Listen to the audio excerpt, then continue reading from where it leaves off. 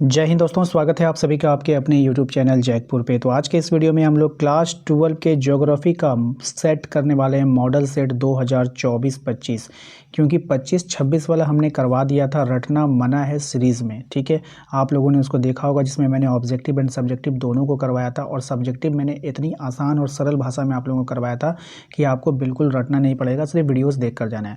वैसा ही आप लोगों का आज हम करवाने वाले हैं 2024-25 का फुल सेट करवाएंगे। ऑब्जेक्टिव भी हो जाएगा और सब्जेक्टिव भी हो जाएगा, आज के इस वीडियो में कवर हो जाएगा, यानी एक ही वीडियो रहेगा। ऑब्जेक्टिव को थोड़ा बहुत आप लोग को दिमाग लगाना पड़ सकता है, लेकिन सब्जेक्टिव में कुछ दिमाग नहीं लगाना, ना ही आपको उतारना है ना ही आपको रटना है, सिर्फ वीडियोस देख करके जाना है और एग्जाम में आंसर लिख कर आना है।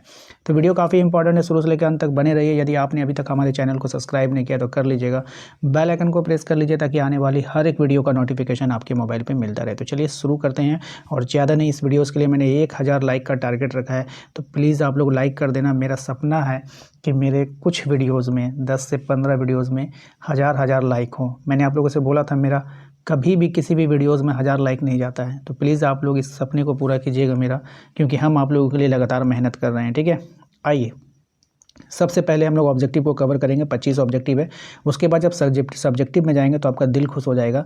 ऐसे ऐसे आंसर मैं आप लोगों को करवाऊंगा, इतना आसान भाषा में आपको समझाऊंगा कि आप खुद से जाकर एग्जाम में लिखोगे। ठीक है, चलिए शुरू करें। सबसे पहला सवाल है, संभववाद की अवधारणा में किस घटक को ज़्यादा महत्वपूर्ण माना गया है?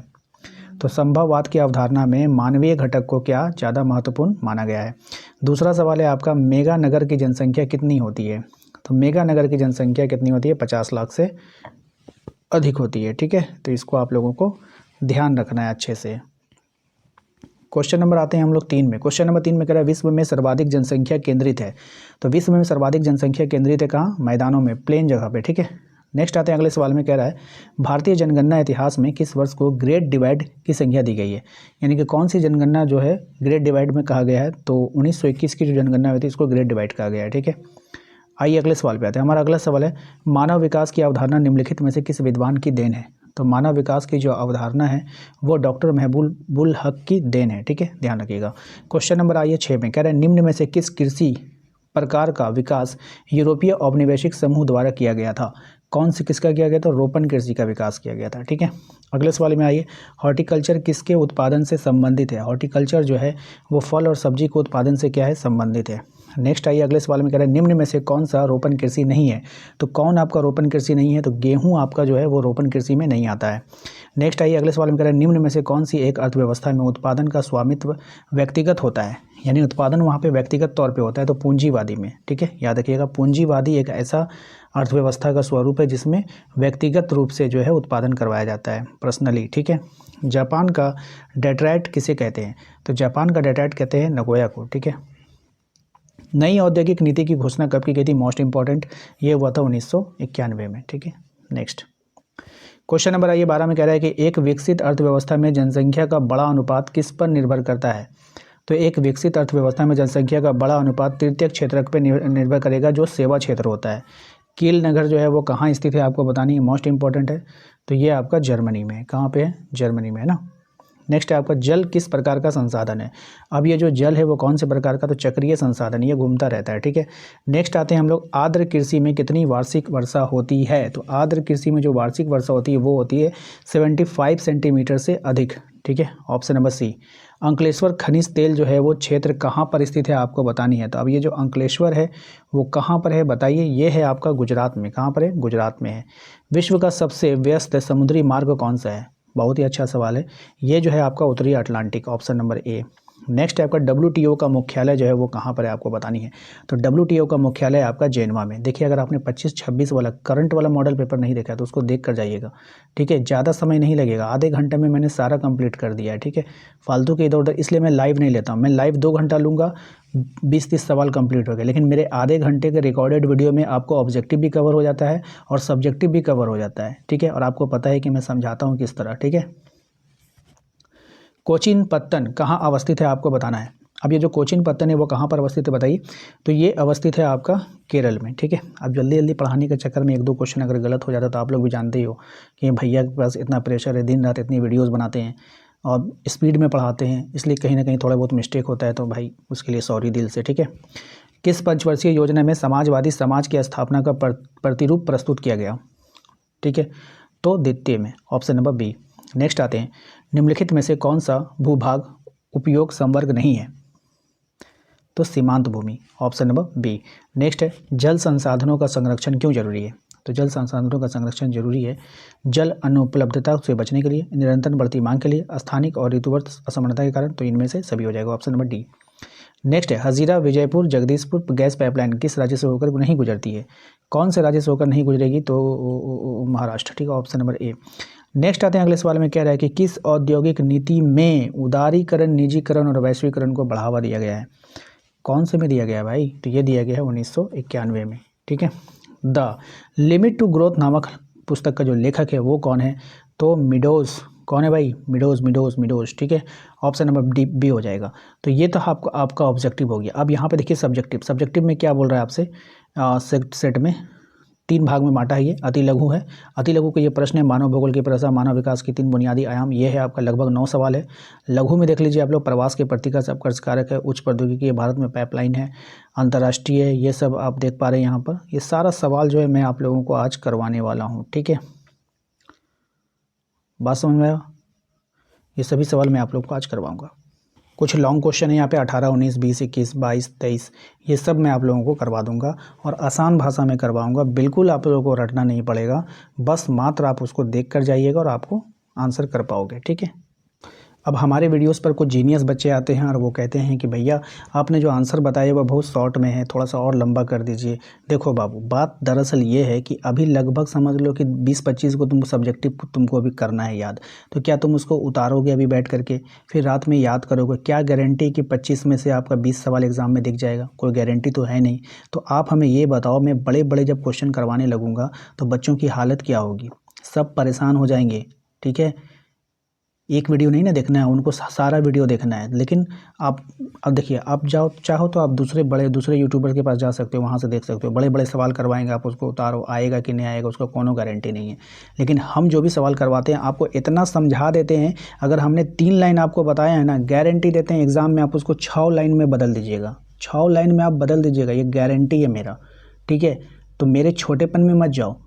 मेरे छोटे छोटे आंसर में ना बहुत बड़ी बात छिपी है। आप उससे 6 लाइन बना लोगे अपने एग्ज़ाम में। बात समझ में आया कि नहीं? तो चलिए स्टार्ट करते हैं। देखो, अभी तक लाइक नहीं किया ना, तो लाइक कर देना। मेरा सपना है कि मेरे वीडियोस पर 1-1 हज़ार लाइक होना चाहिए भाई, तो आप लोग को पूरा करना है। ठीक है, आओ मानव भूगोल को परिभाषित करना। देखिए, मानव भूगोल की वह शाखा है जिसमें ये पढ़ा जाता है कि मनुष्य पृथ्वी पर कहाँ रहता है। भूगोल का मतलब क्या होता है? भूगोल, भूमि हमारा गोल, पृथ्वी के बारे में। तो मानव भूगोल की वह शाखा है जिसमें ये पढ़ा जाता है कि मनुष्य जो है, हम लोग मनुष्य है ना, इंसान है ना, इंसान कहाँ रहता है, मनुष्य कहाँ रहता है, कैसा जीवन जीता है, ये जीता कैसे है, और अपने आसपास के वातावरण का उपयोग कैसे करता है, कैसे ये पानी पीता है, कैसे ये पहाड़ों पर चढ़ता है, कैसे ये पेड़ पौधों का इस्तेमाल करता है, कैसे ये अपना घर बनाता है। बात समझ में आया कि नहीं? क्या आप इसे 3 से 6 लाइन नहीं बना सकते हो? कितना आसान भाषा का इस्तेमाल किया गया है। क्या आप इसको रटोगे? बिल्कुल नहीं रटना है भाई। ठीक है, आइए क्वेश्चन नंबर 2 है आपका, मानव विकास के 3 बुनियादी आयाम कौन से हैं? मानव विकास के 3 मुख्य आयाम हैं। एक है सबसे पहला स्वास्थ्य। मानव का विकास तभी होगा जब उसका स्वास्थ्य ठीक रहेगा। लंबा और स्वस्थ जीवन, मतलब ऐसा नहीं है कि जनवरी में बीमार पड़े, फिर फरवरी में बीमार पड़ गए, फिर मार्च में बीमार पड़ गए। इससे आप जो है आपका विकास नहीं हो सकता है, मानव का विकास नहीं हो सकता है। लंबा होना चाहिए, मतलब कि 5 साल 10 साल में अगर आप बीमार पड़ते हैं तो फिर कोई बात नहीं है। ठीक है, उसके बाद आपको शिक्षा जरूरी है, ज्ञान प्राप्त करना होगा, तभी आपका विकास होगा। और अच्छा जीवन स्तर का मतलब, अच्छा जीवन स्तर मतलब होता है पर्याप्त आय होना चाहिए, आपका इनकम होना चाहिए। बिना इनकम का तो विकास ही नहीं है। और सुविधाएं होना चाहिए भाई, आपके पास गाड़ी होना चाहिए, 4 व्हीलर हो, 2 व्हीलर हो, तब आपका जो है मानव का क्या होता है, विकास होता है। बात समझ में आई? चलिए अगले सवाल पे आते हैं। कह रहा है कि चलवासी पशुपालन से आप क्या समझते हैं? देखिए, जब लोग अपने पशुओं के साथ एक जगह से दूसरी जगह चारागाह और पानी की तलाश में घूमते हैं तो उसे चलवासी पशुपालन कहते हैं। चलवासी का मतलब होता है चलना, पशु के साथ चलना। बात समझ में आई? नाम में ही आंसर छिपा हुआ है। चलवासी, चलना, पशुपालन, पशु के साथ चलना। ठीक है। जब लोग अपने पशुओं के साथ एक जगह से दूसरी जगह चारागाह और पानी की तलाश में जाते हैं, चारागाह का मतलब चारा, अरे जानवरों को खाने के लिए चाहिए ना घास भूसा, ठीक है, पानी की तलाश में घूमते रहते हैं तो उसे चलवासी कहते हैं। क्या कहते हैं उसको? चलवासी कहते हैं। क्या कहते हैं उसको? चलवासी कहते हैं। चलवासी पशुपालन कहते हैं। आइए, स्वामित्व के आधार पर उद्योगों का वर्गीकरण कीजिए। देखिए, स्वामित्व के आधार पर उद्योग के 4 प्रकार होते हैं। कौन कौन से? निजी उद्योग यानी कि प्राइवेट, निजी, ठीक है। उसके बाद सरकारी उद्योग यानी कि पब्लिक, संयुक्त उद्योग यानी कि ज्वाइंट यानी कि निजी, और ये एक होता है सहकारी यानी कि कोऑपरेटिव। तो 4 तरह से होते हैं, ध्यान रखिएगा, रट लीजिए, स्क्रीनशॉट ले लीजिए इसका आप लोग, ठीक है। क्वेश्चन नंबर आइए 5 में, कह रहा है कि तृतीयक क्रियाकलाप से आप क्या समझते हैं। देखिए, तृतीयक क्रियाकलाप वे काम होते हैं जिनमें लोगों को सेवाएं दी जाती है। मैंने बार बार समझाया, जैसे शिक्षा हो गया, बैंक हो गया, परिवहन हो गया, व्यापार हो गया, अस्पताल हो गया, ठीक है भाई। आइए नेक्स्ट है, स्वेज नहर किन 2 सागरों को जोड़ती है। स्वेज नहर भूमध्य सागर और लाल सागर को जोड़ती है, यानी कि मेडिटेरियन सी है और रेड सी है, ठीक है। चलिए, क्वेश्चन नंबर 7 है आपका, जनसंख्या वृद्धि को परिभाषित करना है। देखिए, किसी क्षेत्र में एक निश्चित समय के दौरान लोगों की संख्या बढ़ने को जनसंख्या वृद्धि कहते हैं। किसी क्षेत्र में, मान लीजिए कोई क्षेत्र है, निश्चित समय में, मान लो कि 1 साल में दौरान जनसंख्या बढ़ गई, पहले 10,000 थी अब 20,000 हो गई, तो इस बढ़ने की लोगों की संख्या बढ़ने को जनसंख्या वृद्धि कहते हैं। बात समझ में आई? आइए, क्वेश्चन नंबर आते हैं 8 में, कहा गया है कि फसल सघनता से क्या तात्पर्य है। देखिए, एक ही खेत में 1 साल में कितनी बार फसल उगाई जाती है, इसे फसल सघनता कहते हैं। एक ही खेत में 1 साल में कितनी बार फसल उगाई जाती है, इसे फसल सघनता कहते हैं, ठीक है, ध्यान रखिएगा। क्वेश्चन नंबर 9 है आपका, भारत के पूर्वी तट पर स्थित किन्हीं 4 पत्तनों के नाम लिखना है। तो भारत के पूर्वी तट पर 4 प्रमुख पत्तन हैं, कोलकाता, पारादीप, विशाखापट्टनम और चेन्नई। याद कर लीजिएगा, अच्छा सवाल है। प्रवास के प्रतिकर्ष और अपकर्ष कारक का अंतर स्पष्ट करना है। चलिए देखते हैं। देखिए, प्रतिकर्ष कारक वे कारण जो लोगों को अपनी जगह छोड़ने पर मजबूर करते हैं, जैसे बेरोजगारी, गरीबी, प्राकृतिक आपदा। प्रतिकर्ष कारक में वे कारण आते हैं जो लोगों को अपनी जगह छोड़ने पे मजबूर कर देते हैं, ठीक है। सबसे पहले तो बेरोजगारी, गरीबी, उसके बाद प्राकृतिक आपदा अगर आ गया तो भी वो अपना जगह छोड़ेंगे, ठीक है। उसके बाद है आकर्षक कारक, है ना, आकर्ष कारक या फिर होता है अपकर्ष होता है, दोनों नाम एक ही है। वे कारण जो लोगों को नई जगह जाने के लिए आकर्षित करते हैं, जैसे नौकरी, अच्छी शिक्षा, बेहतर जीवन या सुविधाएं, ये सब। आकर्ष मतलब हो गया आकर्षित करना। अब मैं यहाँ रह रहा हूँ, ठीक है, मैं अभी यहाँ रह रहा हूँ, कोई यहाँ पर है ना एक बड़ा सा जो है कंपनी खुल गई, उसमें नौकरी की ज़रूरत है, वो खोज रहा है, तो हम यहाँ से, ये मुझे आकर्षित कर रहा है, ठीक है। तो यानी कि जॉब, नौकरी, अच्छी शिक्षा, बेहतर जीवन की सुविधाएं, ठीक है। नेक्स्ट कह रहा है उच्च प्रौद्योगिकी। देखिए, ये सभी सवाल मैं आपको जो समझा रहा हूँ ये बिल्कुल शॉर्ट में है, आपको फिर बना बना के वहाँ पे लिखना पड़ेगा, ठीक है ना, तो थोड़ा सा कला आपके अंदर आनी चाहिए। उच्च प्रौद्योगिकी का उद्योग का वर्णन करें। उच्च प्रौद्योगिकी उद्योग का वर्णन करें। क्या है? उच्च प्रौद्योगिकी उद्योग वे उद्योग होते हैं जिनमें आधुनिक मशीनें, कंप्यूटर और नई तकनीक का उपयोग होता है, ठीक है। इन उद्योगों में कम समय में ज़्यादा और अच्छी गुणवत्ता का उत्पादन होता है, जैसे इलेक्ट्रॉनिक्स और आईटी उद्योग। नेक्स्ट आइए, क्वेश्चन नंबर 12 में कह रहा है कि भारत में पाइपलाइन परिवहन के 5 लाभ बताइए, 5 लाभ। देखिए, ये सब है, पॉइंट में है, यहाँ छूट गया, आप पॉइंट दे दीजिएगा। नंबर 1, यह सस्ता और सुरक्षित परिवहन है। नंबर 2, तेल और गैस को आसानी से दूर तक पहुँचाया जा सकता है। नंबर 3, इससे समय की बचत होती है। नंबर 4, इससे प्रदूषण कम होता है। नंबर 5, खराब मौसम पर इस पर ज़्यादा असर नहीं होता है, ठीक है। ये 5 पॉइंट है, इसको ध्यान में रखिएगा। नेक्स्ट है आपका कि अंतर्राष्ट्रीय व्यापार की आवश्यकता क्यों है। हर देश में पास सभी संसाधन नहीं होते हैं, हर देश के पास सभी संसाधन नहीं होते, इसलिए देश एक दूसरे से वस्तुएं खरीदते हैं और बेचते हैं, ठीक है। जैसे किसी के पास पेट्रोलियम है, जैसे हमारे देश में तेल की कमी है, सऊदी अरब में तेल की कमी नहीं है, तो वो लोग हम लोग उससे तेल ले लेते हैं। हम लोग उसको चीनी दे सकते हैं, हमारे यहाँ चीनी बहुत ज़्यादा होती है, हमारे यहाँ कपड़ा बहुत ज़्यादा होता है, हम लोग उसको दे सकते हैं। तो वही बात यहाँ पे लिखा गया है कि हर देश के पास सभी संसाधन नहीं होते हैं, इसलिए देश एक दूसरे से वस्तुएं खरीदते हैं और बेचते हैं। इससे ज़रूरत की चीज़ें मिलती हैं और देश की आय बढ़ती है और विकास होता है। इसी को बोलते हैं अंतर्राष्ट्रीय व्यापार क्यों आवश्यक है भाई, इसीलिए आवश्यक है। ठीक है। क्वेश्चन नंबर 14 में कह रहा है कि भारत के जनसंख्या वितरण प्रतिरूप का वर्णन करना है। तो भारत में जनसंख्या समान रूप से नहीं फैली है। मैदानों और उपजाऊ क्षेत्रों में जनसंख्या ज़्यादा है क्योंकि वहाँ खेती, पानी, रोजगार की सुविधा है। पहाड़ी, रेगिस्तानी और जंगल वाले क्षेत्रों में जनसंख्या कम है। थोड़ा सा स्पीड पढ़ा रहे हैं इसलिए क्योंकि आप लोग के पास समय बहुत कम बचा है। मुझे पैसे नहीं कमाने, ठीक है। मुझे बहुत बड़ा वीडियोज़ नहीं बनाना, मुझे आपके वक्त को बचाना है, ठीक है। कम वक्त में ज़्यादा रिवीजन मैं चाहता हूँ आप लोगों को दे दूँ, ठीक है। आइए अगले सवाल पे आते हैं। क्वेश्चन नंबर 15 में कह रहा है कि भारत की पल्लीय यानी कि सघन और परिक्षिप्त यानी कि विरल ग्रामीण बस्तियों में अंतर स्पष्ट करना है, ठीक है। मैंने दोनों का यहाँ पर जो है अलग मीनिंग निकाल दिया है, ठीक है। मॉडल पेपर में अलग मीनिंग है। देखिए कह रहा है कि सघन बस्तियाँ क्या होती है, इसका मतलब यही कहने का है यहाँ घर जो है बिल्कुल पास पास बने होते हैं और जनसंख्या ज़्यादा होती है। क्या हमने इतना सा लिखा है आपको समझने के लिए ताकि आप भूलो ना, तो क्या आप इसको 2-3 लाइन नहीं बढ़ा सकते कि यहाँ घर पास पास बने होते हैं, जनसंख्या बहुत ज़्यादा होती है, गलियाँ जो हैं वो संकरी हो जाती है, छोटी हो जाती है, ठीक है। लोगों को जो है काफ़ी दिक्कतों का सामना करना पड़ता है। बना बना कर नहीं लिख सकते हैं क्या? हम इसको 2 लाइन से 5 लाइन नहीं बना सकते हैं? इतना तो आप कर ही लोगे भाई। अगर इतना भी नहीं कर पा रहे हो तो फिर 12वीं क्लास में आने का क्या फ़ायदा। विरल बस्तियाँ, यहाँ घर दूर दूर बने होते हैं और जनसंख्या कम होती है। क्या हम इस पर भी नहीं बना सकते? इस पर भी बना सकते हैं, ठीक है। आइए अगले सवाल पे आते हैं। क्वेश्चन नंबर 16 में कह रहा है कि भूतापीय ऊर्जा किसे कहा जाता है, इसका क्या महत्व है। देखिए पृथ्वी के अंदर की गर्मी से जो ऊर्जा मिलती है उसे भूतापीय ऊर्जा, मतलब भू यानी भूमि जमीन, पृथ्वी के अंदर से गर्मी, पृथ्वी के अंदर की गर्मी से जो ऊर्जा मिलती है उसे भूतापीय ऊर्जा कहते हैं। कोई दिक्कत? महत्व इसका क्या है, ये प्रदूषण कम करता है, ये कभी खत्म ना होने वाला ऊर्जा है, बिजली बनाने में उपयोगी है, ठीक है। तो ये 3 पॉइंट है, ध्यान रखिएगा इसका। क्वेश्चन नंबर 17 में देखिए, भारत में सड़क तथा रेल परिवहन एक दूसरे के पूरक हैं, स्पष्ट करें। एक दूसरे के अपोजिट हैं, कैसे? देखिए रेल लंबी दूरी तक भारी सामान और ज़्यादा लोगों को ले जाती है, जबकि सड़क परिवहन गाँव और छोटे शहरों को पहुँचता है। इसलिए दोनों मिलकर परिवहन को आसान और बेहतर बनाते हैं, ठीक है, ध्यान रखिएगा। क्वेश्चन नंबर आते हैं 18 में। अभी हम इसके ऊपर ना 10 लाइन लिख सकते हैं, रेल और बस के ऊपर लिख सकते हो ना।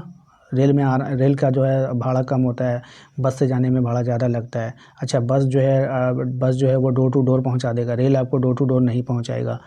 बात समझ में? पहाड़ी क्षेत्रों में रेल का ले जाना बहुत खर्चीला हो जाता है, रेल ले जाना, लेकिन पहाड़ी क्षेत्रों में बस का सफ़र जो होता है वो काफ़ी आसान होता है और सस्ता होता है। तो बहुत कुछ है भाई, आप बहुत कुछ लिख सकते हो बना बना के। आइए क्वेश्चन नंबर 18 बताइए। कह रहे हैं कि उद्योगों के स्थानीयकरण को प्रभावित करने वाले कौन कौन से कारक हैं, आपको बताना है।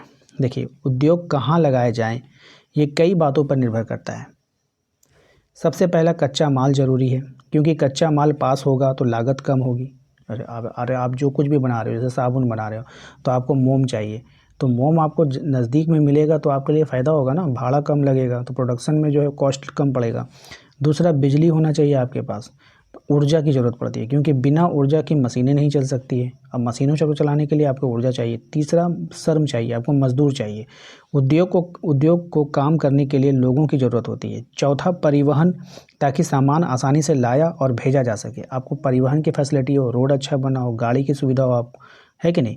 पाँचवा जो है आपका बाज़ार, पाँचवा क्या है, बाज़ार है, क्योंकि उत्पादन बेचने के लिए ग्राहकों का होना बहुत ज़रूरी है। आप सामान बना लेंगे, ग्राहक नहीं रहेगा तो क्या फ़ायदा फिर उसका।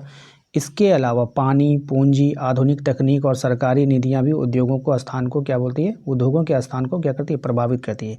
जहाँ ये सभी सुविधाएं मिलती हैं वहाँ उद्योग जल्दी विकसित हो जाते हैं, और जहाँ ये सुविधाएं नहीं मिलती हैं वहाँ उद्योग खत्म हो जाते हैं, ठीक है, ध्यान रखिएगा।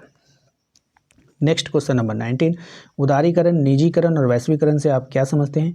इन्होंने भारत के औद्योगिकरण विकास में किस प्रकार योगदान दिया है? आइए देखिए, उदारीकरण का मतलब होता है व्यापार और उद्योग पर सरकारी नियमों को कम करना ताकि काम आसान हो सके। उदारीकरण मतलब दया कर दिए हम, है ना, बताए थे, ये हम पहले भी करवा चुके हैं। निजीकरण का अर्थ होता है सरकारी उद्योगों को निजी हाथों में देना या निजी कंपनियों को बढ़ावा देना। सबके नाम में ही आंसर छिपा है। वैश्वीकरण का मतलब होता है दुनिया के देशों के साथ व्यापार बढ़ाना। इनसे भारत को कई लाभ हुए हैं। देश में विदेशी निवेश बढ़ा, नई नई तकनीकें आई और उद्योग आधुनिक बने। इससे रोजगार के अवसर बढ़े और उत्पादन में वृद्धि भी हुई। भारतीय वस्तुएं विदेशों में बिकने लगी, जिससे अर्थव्यवस्था मजबूत हुई। इस प्रकार इन तीनों ने भारत के औद्योगिक विकास को तेज किया। आप एक बार अपने से भी पढ़िएगा तो आपको बहुत अच्छा लगेगा और दिमाग में बैठ जाएगा, ठीक है। खुद से भी पढ़िए वीडियोस को रोक करके। देखिए भूमि निम्नीकरण को कम करने के उपाय को सुझाना था। भूमि निम्नीकरण का मतलब होता है भूमि की गुणवत्ता को खराब होना, ठीक है, बहुत सा बच्चे यही नहीं समझ पाता है कि भूमि निम्नीकरण होता क्या है। देखिए, भू मतलब भूमि निम्नीकरण, भूमि निम्नीकरण का मतलब होता है भूमि की गुणवत्ता का खराब होना, यानी कि वो क्वालिटी खराब हो गया उसका। इसे रोकने के लिए अधिक से अधिक पेड़ लगाना चाहिए, तभी उसकी क्वालिटी बची रहेगी। क्योंकि पेड़ मिट्टी को बहने से क्या होता है, बचाता है। अत्यधिक चराई से रोकना, चराई जो होता है, जो जानवर चरते हैं ना, तो उसके पैर से भी जो है मिट्टी की गुणवत्ता क्या होती है, खराब होती है, ताकि ज़मीन खराब ना हो। संतुलित खेती और जैविक खाद का उपयोग कम करना चाहिए। खाद इस्तेमाल करोगे ज़मीन खराब होगा, मिट्टी खराब होगा, इससे मिट्टी की उर्वरता बनी रहेगी। आप जैविक खाद का इस्तेमाल करो, रासायनिक खाद का उपयोग ना करो। जैविक खाद का मतलब जो गोबर उबर से खाद बनता है ना, उसका उपयोग करना चाहिए। ठीक है, जल संरक्षण करना बहुत ज़रूरी है, जैसे वर्षा के जल को जमा करना, खनन और औद्योगिक कचरे को सही तरीके से संभालना, ताकि ज़मीन प्रदूषित ना हो। इन उपायों से भूमि सुरक्षित रहेगी और खेती भी अच्छी होगी। क्या इसको रटना पड़ेगा? बिल्कुल नहीं रटना है भाई, बिल्कुल आसान भाषा में आपको मैं करवा रहा हूँ। ठीक है, थोड़ा स्पीड करवा रहा हूँ, मैं मान रहा हूँ कि मैं थोड़ा स्पीड पढ़वा रहा हूँ, लेकिन ज़रूरी है। अगर मैं नहीं करूँगा तो इतने इतने क्वेश्चन नहीं हो पाएंगे एक आधे घंटे में। ठीक है, आइए नेक्स्ट सवाल पे आते हैं। कह रहा है कि सेवा सेक्टर में पर्यटन के महत्व को स्पष्ट कीजिए तथा पर्यटन को प्रभावित करने वाले कारकों की व्याख्या कीजिए। देखिए, पर्यटन सेवा क्षेत्र का एक महत्वपूर्ण भाग है। पर्यटन जो होता है वो सेवा क्षेत्र का एक महत्वपूर्ण भाग है। इससे देश की आय बढ़ती है और लोगों को रोजगार मिलता है ना भाई। लोग आते हैं तो यहाँ पे इनकम बढ़ेगा। ये सवाल मैंने पहले भी करवाया है, ठीक है, ध्यान रखिएगा। जैसे होटल, गाइड और परिवहन में काम। पर्यटन से किसी जगह का विकास होता है, वहाँ की सांस्कृतिक दुनिया तक पहुँचती है। पर्यटन को कई बातें प्रभावित करती है, जैसे अच्छी सड़क, परिवहन, सुरक्षित वातावरण, साफ सफाई, रहने की सुविधा और आकर्षक स्थान। ठीक है, इसके अलावा मौसम, प्रचार और सरकारी सुविधाएं भी पर्यटन बढ़ाने में मदद करती है। जब ये सुविधाएं अच्छी होती है तो ज़्यादा पर्यटक आते हैं। ठीक है, नेक्स्ट सवाल है आपका, भारत में परिवहन के प्रमुख साधन कौन से हैं? इनके विकास को प्रभावित करने वाले कारकों की विवेचना करना है। ठीक है, तो भारत में परिवहन के मुख्य साधन हैं, जैसे कि सड़क हो गया, रेल मार्ग हो गया, जल मार्ग हो गया, वायु मार्ग हो गया, पाइपलाइन हो गया। पाइपलाइन से क्या पेट्रोलियम वगैरह आना जाना करता है, कैसे आना जाना करती है।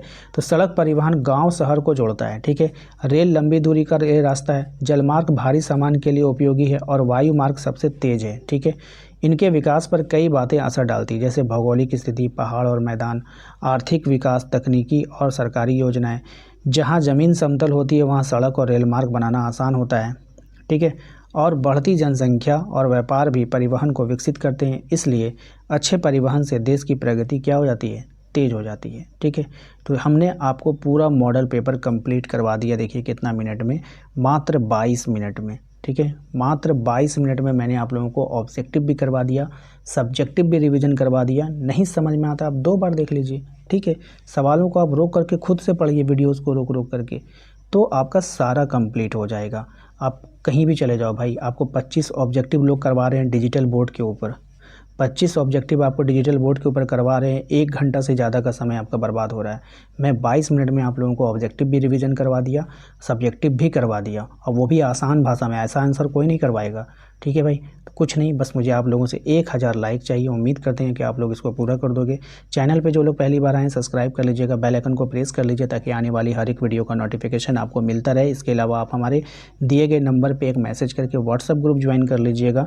ठीक है, और मैंने वादा किया था कि 10 बजे रात में आप लोगों को जो है मिल जाएगा आप लोगों को मैप वाले सवाल। ठीक है, मैप वाले सवाल का PDF मिल जाएगा। और जो लोग बाद में देख रहे हैं, जैसे सुबह में आप अगर ये वीडियो देख रहे हैं तो 10 बजे रात में मैंने डाल दिया है, 10 से 11 बजे का रात में ही उन लोगों को PDF मिल गया। तो आप हमारे टेलीग्राम पे चले जाओगे, टेलीग्राम का लिंक मैं जो है आप लोगों को डिस्क्रिप्शन में डाल दूंगा। वीडियो के डिस्क्रिप्शन में टेलीग्राम का लिंक रहेगा, वहाँ से आप टेलीग्राम पे जाओगे, वहाँ से आप लोग डाउनलोड कर लोगे। ठीक है, चलिए मिलते हैं नेक्स्ट अगले वीडियो में। Thank you.